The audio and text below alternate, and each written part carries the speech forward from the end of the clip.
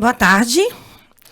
Quero agradecer à nossa querida presidente Clementina Moreira Alves pelo honroso convite de estar novamente aqui diante deste fórum. Quero cumprimentar meu colega senador astronauta Marcos Pontes, com quem tenho a honra de dividir e compor a Frente Parlamentar Mista de Inovação e Tecnologia em Saúde para as doenças raras. Deixem meu abraço, sei que a nossa querida deputada Silvia, que também compõe a Frente Parlamentar, deve estar entretida em alguma votação importante lá na casa, e num momento muito próximo já deve estar aqui conosco. Quero cumprimentar cada um dos senhores, deputados, autoridades, assessores, todos que estão aqui. É um prazer muito grande estar aqui. Eu tenho trabalhado com a pauta da saúde, que a minha é muito cara, e principalmente a pauta da pessoa com doença rara. Não sou familiar de pessoa com doença rara, mas por algum motivo esse tema me foi apresentado e me sensibilizou por demais. Desde 2012 que eu estou trabalhando de perto com essas pessoas, até então eu sou advogada de formação, e me dediquei a abraçar as associações, tal como essa que hoje estamos aqui, porque eu realmente acredito que através das associações, esses elos que unem, esse interesse que une as pessoas e as famílias, os familiares, podem sim contribuir com grandes avanços. E um dos motivos que mais me causava e me causa ainda até hoje inquietude, Clementina, é a demora de um diagnóstico preciso. Porque se, como a maioria das doenças, o diagnóstico tardio pode comprometer a saúde, causar uma sequela, assim, muitas vezes irreversível, com as doenças raras também. E o diagnóstico é apenas um primeiro passo quando você se depara com uma doença rara, porque são doenças, como o próprio nome diz, pouco conhecidas. Não sei se todo mundo aqui já tem noção do que é o conceito de uma doença rara. Se eu for repetitiva, me perdoem, mas é sempre importante a gente lembrar. Doença rara, no Brasil, ela é caracterizada pelo critério da prevalência. A gente segue o critério da Organização Mundial da Saúde. A Comunidade Europeia tem um outro número, os Estados Unidos também, todos muito próximos, mas a gente segue da Organização Mundial de Saúde. Então, aquela doença que comete a cada 65 indivíduos para cada grupo de 100 mil pessoas. No Brasil, nós estamos falando de 13 milhões de pessoas. Esses dados são, assim, subestimados muitas vezes. Nós não temos um cadastro, nós não temos um real número de quantas são as pessoas com doenças raras. Então, é um número estimado de acordo com uma porcentagem que alguma organização de fora pensa que mais ou menos 6% da população é mais ou menos o que vai estar acometido de doença rara. Nós não temos essa certeza. E nós precisamos ter essa certeza. E, para isso, inovação e tecnologia vai nos ajudar muito, porque quando a gente quer implementar uma política pública de resultado, a gente tem que ter dados. Se a gente quer fazer a nossa empresa, na iniciativa privada, crescer, a gente tem que ter dados. Se a gente quer melhorar a qualidade de vida dessas pessoas, a gente tem que ter dados. E a gente não tem. Então, por exemplo, no SUS, ele vai estar mapeado em todos os cadastros, ainda que não tão como deve ser, na minha percepção, altamente interligado, e nisso, mais uma vez, a tecnologia vai nos ajudar. O SUS ele vai dizer, por exemplo, quantos exames cardiológicos a Rosângela fez. Mas o SUS não vai dizer que doença que a Rosângela tem, que precisa a cada 3 meses fazer exame cardiológico.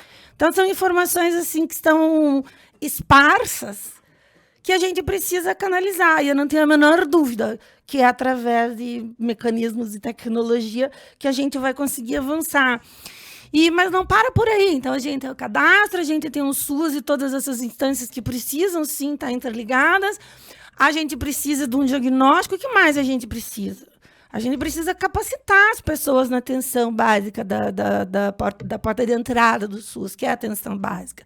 Porque se a pessoa está bem atendida lá, ela vai certamente ser bem encaminhada para um atendimento referenciado. E por que não também, mais uma vez, capacitar, nem que seja com inteligência artificial, a porta de entrada do SUS, né? Então, eu acredito muito, eu quero parabenizar por esse fórum de discussão.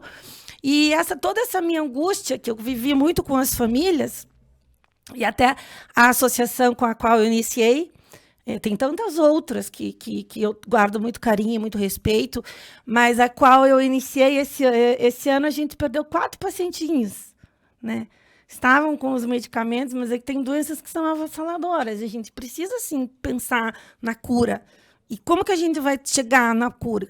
A gente precisa colocar no mesmo lugar pesquisadores, universidades, as indústrias farmacêuticas, nós, deputados e senadores, nesses grandes espaços e nessas grandes frentes, né? Então, por isso que há mais um motivo justificando a frente parlamentar que a gente conseguiu criar, que faz esse recorte para a doença rara, mas também envolve a questão de saúde, né? E prosseguindo com essa minha angústia de ver as pessoas e de ver as famílias falarem assim, e decisões, e famílias que têm que buscar no judiciário, que não é o certo, quem tem que dar o tratamento à saúde não é o juiz, quem tem que dar o tratamento à saúde é o Ministério da Saúde, é a medicina, é a ciência, são as evidências. Mas e como você vai julgar essas pessoas se nada para elas resta ou nada para elas é possível, a não ser com uma ordem judicial?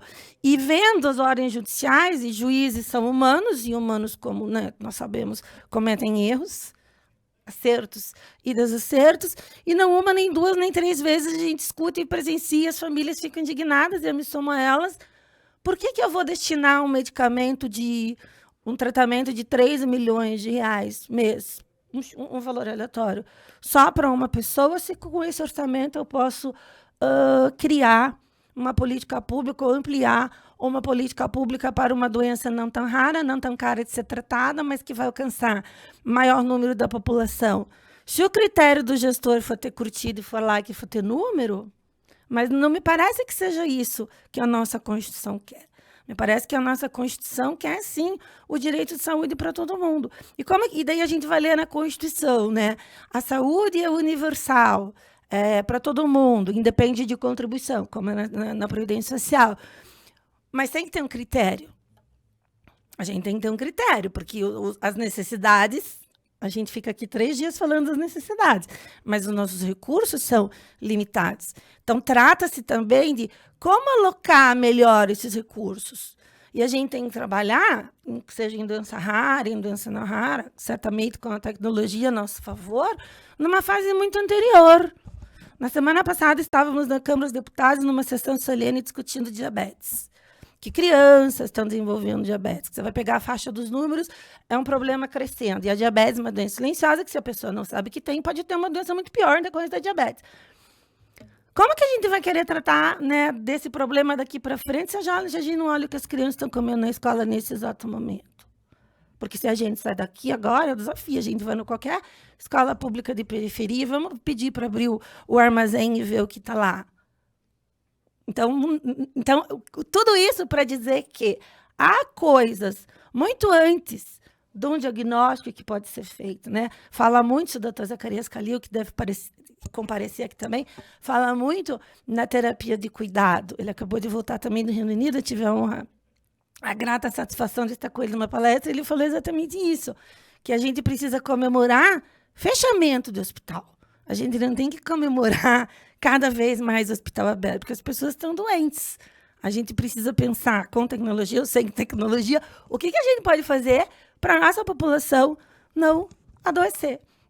Então, somado todos esses fatos, é que até o ano passado eu estava exatamente aí nas associações, como os senhores. Hoje eu tenho a grata satisfação de ter me tornado deputada federal. E é uma causa que eu brigo muito, batalho muito, mas só para voltar e concluir. Então, a gente estava falando que escolhas têm que ser feitas. É difícil fazer essa escolha, né? Então, por isso, esses lugares de discussão da comunidade científica, as audiências públicas, os debates, as composições nos conselhos são de sobremaneira importante, porque aonde está o poder de se decidir qual política pública vai ser implementada, nós temos que estar presentes. Porque se a gente não tiver, alguém vai estar. Então, a gente precisa realmente ocupar esses espaços para que escolhas sejam feitas e que nos atendam. E que esse critério é apenas custo-benefício, custo-benefício, custo-benefício, seja visto que um tratamento caro, iniciado agora, vai tirar essa pessoa de uma dependência muito mais tempo, por um período até, sei lá, ao final da sua vida. A gente também tem que fazer o custo de que adoece a família. A família que adoece. Adoece a mãe, que vai abrir mão do seu trabalho. Elas não reclamam, fazer com amor, mas vai abrir mão do seu trabalho, não vai estar na sua melhor fase, que seria a produtiva, econômica, vai estar fazendo o trabalho de cuidar da pessoa doente. Então, eu acho que nesses aspectos, assim, que bom que temos esses fóruns de discussão, que bom que temos a tecnologia para ser usada a nosso favor, e para isso vamos ouvir os técnicos, né? Eu sou uma deputada, e quero sempre dizer que, para que a gente possa fazer bons projetos de lei, a gente precisa ouvir o que os entendidos têm a nos dizer, porque esse é um dos compromissos que, como deputada, eu assumo. Eu não quero fazer lei porque eu acho, eu quero fazer lei porque vai se prestar a resolver alguma questão pontual ou não. Eu não sei como é que está meu tempo, eu tinha um discurso para fazer, mas acho que a mensagem que eu queria dar aqui, eu já dei. Quero dizer que a Frente Parlamentar está sempre à disposição, o Gabinete 434, em São Paulo tem um gabinete de apoio, e a Frente Parlamentar está trabalhando em parceria, através de um termo de colaboração, também com o Instituto. Estão todos convidados a conhecer. A exemplo do que a Frente Parlamentar do Agronegócio e a exemplo do que a Frente Parlamentar do Empreendedorismo fazem, vamos pegar a Frente do Agro, que acho que é a mais... Por ser a mais antiga, tem ainda uma maior presença, uma bancada enorme, né? Não tramita, né, senador, nenhuma lei no parlamento sem ouvir o que a frente tem a dizer. E é para isso que esse instituto vai se prestar, e seria muito bom contar com a participação de todos. Então, eu encerro aqui, não quero me estender, e muito obrigada.